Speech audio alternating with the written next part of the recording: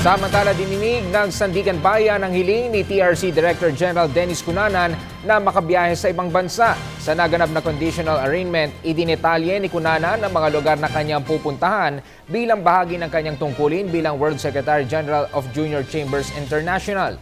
Si Ria Fernandez sa detalye. Detalyado na sa bagong motion to travel abroad ni Technology Resource Center Director General on Leave Dennis Cunanan ang mga destinasyong kanyang pupuntahan matapos ipabago kahapon ni 5th Division Chair Justice Roland Jurado ang naunang bersyon ng kanyang motion. Bukod pa rito, na magkahiwalay na mosyon ang ipasa ni Cunanan sapagkat hindi mapagbibigyan ng naturang korte ang Continuous Travel Abroad Grant.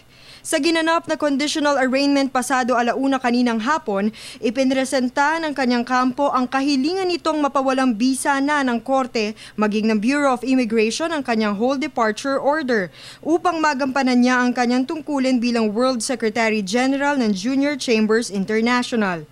Nakatakdang magtungo si Cunanan sa Handa at Kanazawa, Japan sa July 7 hanggang 15, habang mula July 20 hanggang August 3 naman sa Amerika.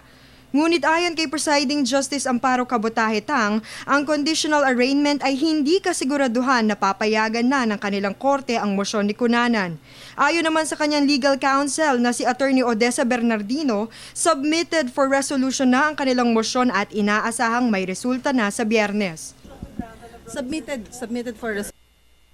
Bagamat maaaring ipagpatuloy ang pagdinig sa mga kaso ni Cunanan, sinigurado naman ang kampo nito na babalik siya sa panahong ipatawag siya ng korte. Samantala, sa hiwalay na arraignment kahapon sa 5th Division, not guilty ang tindig ni Cunanan laban sa 2 counts ng graft bilang kasabwat ni Senador Juan Ponce Enrile.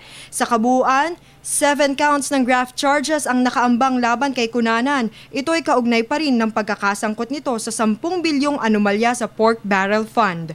Para sa Telebisyon ng Bayan, Ria Fernandez.